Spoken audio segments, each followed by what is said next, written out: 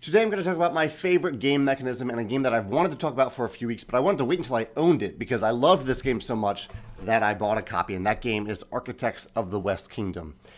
It has so many brilliant combinations and mechanisms that it's going to be tough to talk about them today, but I'm going to try to hit some of them real quick, some of the reasons why I love it, and then I'll talk about the core mechanism that I just think is awesome. It's really, really cool. And it actually is not the core mechanism.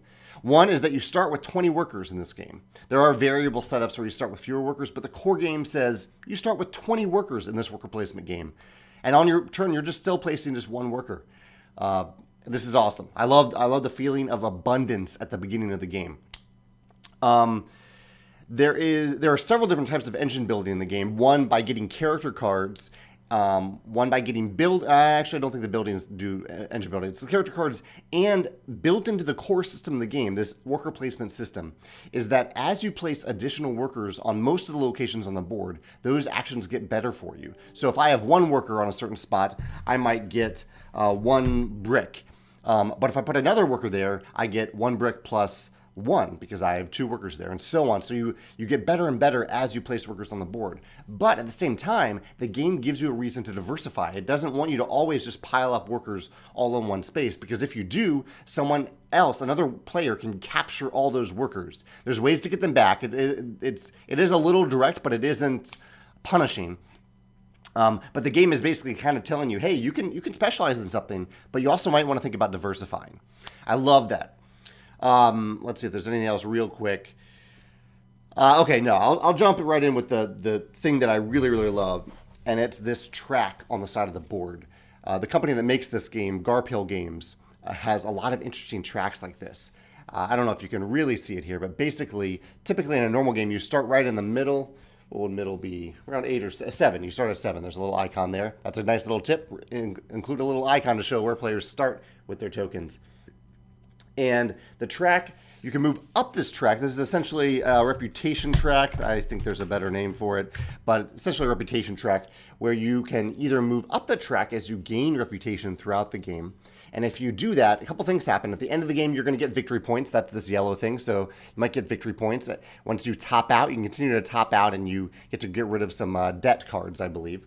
As you go down the track, at the end of the game, you'll lose victory points, and you can actually gain debt at the end of the game. So there's a reason to move up the track, right?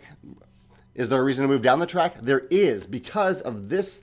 Two things. One is that, the reason to move down the track is that you decrease the taxes you pay on certain actions. A bunch of actions have this red coin icon, which means you have to pay a coin to the tax collector. But if you are bad, you don't pay taxes.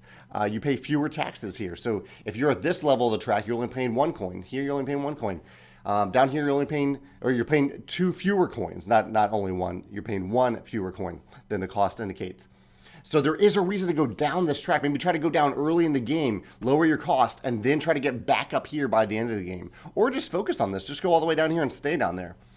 Also, and there is no ongoing bonus like that for the upper side of the track.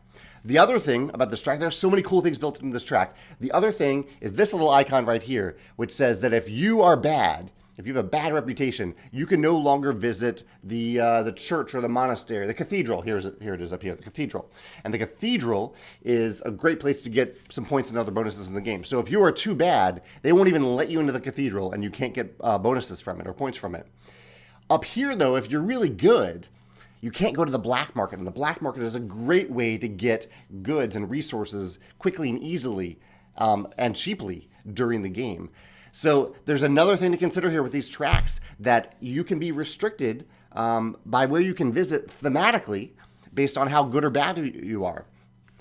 So many different combinations of things built into this one track. I absolutely love it. So cool. I love things like this, like in Seven Wonders Duel, where you have that push and pull of the track. That one's against the other player. This is kind of against yourself. How bad or good do you want to be at certain times in the game? And can you manage that so that maybe you are bad at the right time during the game, and then at the end of the game you end up being a little good so you get some points from it? Or the opposite. The opposite is a perfectly viable strategy as far as I can tell. That is my favorite mechanism in Architects of the West Kingdom. There is a lot more that we could talk about because really, this game is brilliantly designed in my opinion. I highly recommend at least trying it so you can learn the kinds of things that I learned from it as a designer. And hopefully you enjoy it as well. If you have another favorite mechanism in Architects, or if this is your favorite mechanism as well, feel free to share it in the comments. Or if this track reminds you of something else in another game that you want to share, I'd love to hear about that as well. Thank you, and I look forward to hearing your thoughts in the comments. Take care.